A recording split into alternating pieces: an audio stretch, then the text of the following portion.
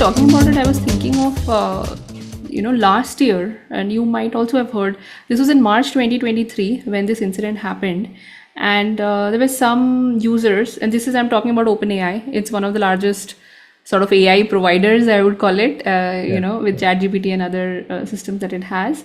There were some users who could actually see another active user's personal information, particularly profile related information like first name, last name, address, last four digits of the payment, the card information, and all of that.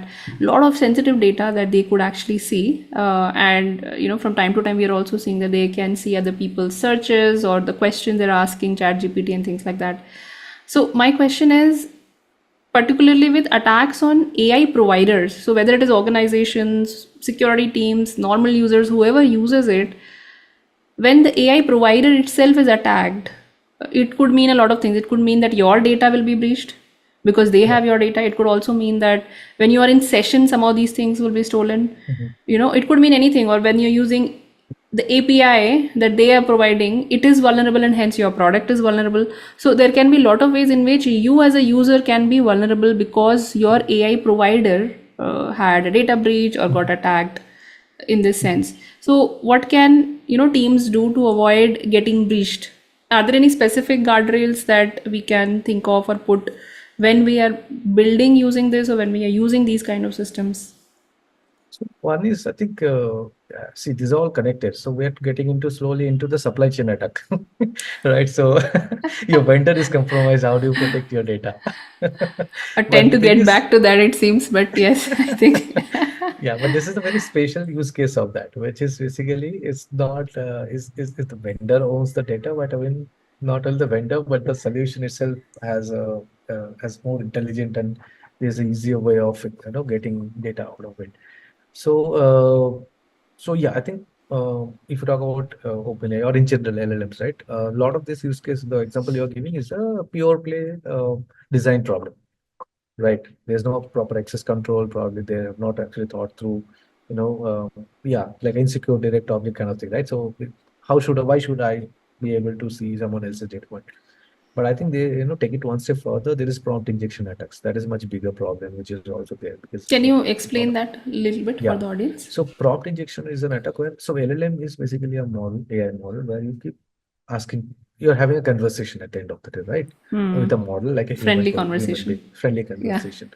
And this is the open-ended conversation. There is no, so if you talk about chatbots, it's at the end of the day as a chatbot, right? Yeah. So initial days, we call it as a closed domain chatbot, or what is basically initial chatbots were like menu driven.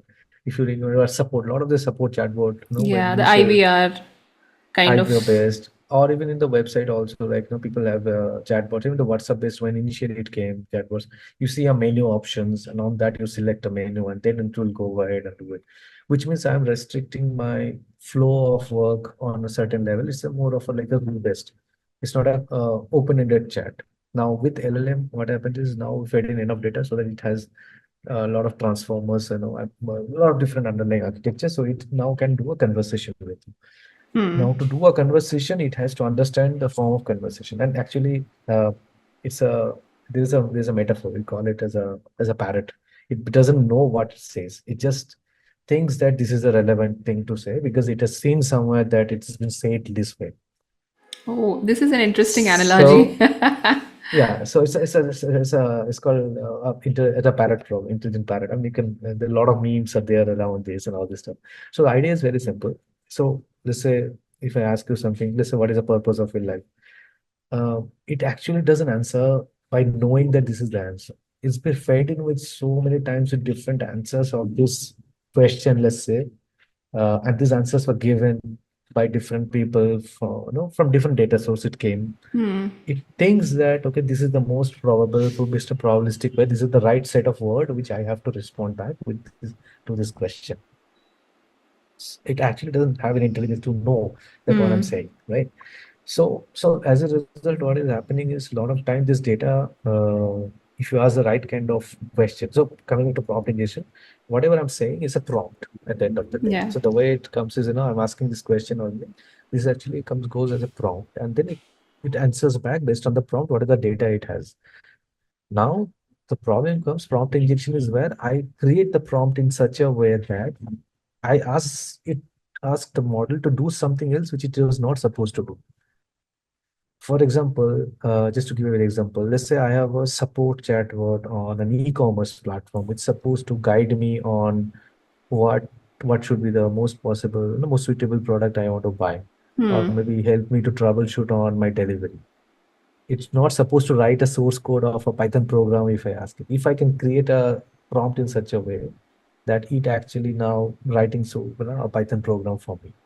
So that's called prompt injection. I'm actually asking the model to do something else which it is not supposed to do, right? And it is massive because the moment you get into that, or this is jailbreaking, because now to fix it, people have put a lot of rules to say that, I will not allow this, I will not allow the Hmm. model to write a Python program or this, only do this. But then it's an evasion technique. If I create bypass that, I have broken that rule. So I'm inside the system now. Now this knows the validators no longer is valid for me. Now I can ask whatever to do, whatever I want the model to do. And that is where you can extract out data, extract out sensitive data of the company, sensitive data of the, if it is fed into those data of the competitors, of the other clients, whatever you want to do, if, as long as this data is available into the model. I hope you're able to understand. Yeah, This, yeah. In fact, I wanted to add that because interestingly, we had a recent episode, which there definitely be. I'm sure that people would have watched it, but if not, I will link it in the description mm, here.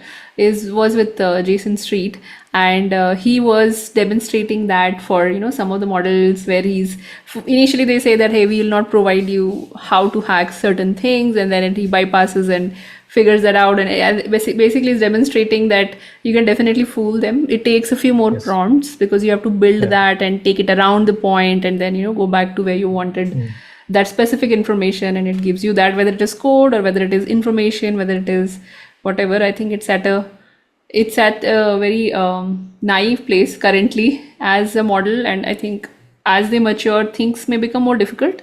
But it's always a mm, possibility, like you're saying, because blacklisting, as we know yes, in our experience, even in security, right, does not always work right, 100%.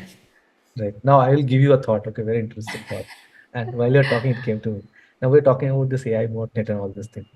Think of it like ChatGPT has internet access today, right? If you have, and it has all the compute now, if you jailbreak and let ChatGPT do all the, let's say, the port scanning of uh, like uh, like uh, like the internet, Hmm. and it can do that, right? So you don't have need a compute anymore. You're actually piggybacking on someone else's infrastructure Yes. to do that, right? CPU. So Oh, nice. yeah, everything like it's running, executing on a platform. And if ChatGPT is running and millions of records coming per second, they have those amount of computes and memories and everything, right? So that can be, I mean, jailbreaking is a way of doing, and it has internet access. And if it has an internet understanding of doing things to that level, I mean, yeah, you can use your imagination and see how far you can go. Yeah, I'm already using it and I don't want to call it out, but I think it would be obvious to many users. I think as matured users, we understand that it can use it for. So while we're talking about ethical hacking, there can also be unethical ways of attacking systems where such systems can be Right. abused. And attribution also becomes difficult in such cases because now some other system is carrying out your attack. The IP address, you'll trace it back to some Mm. common models Yeah. and things like that, or maybe Bitcoin mining. I think there are so many things where things could get abused, and there is a lot of room for working on all of these, specifically from Mm. a product perspective on the Right. AI side.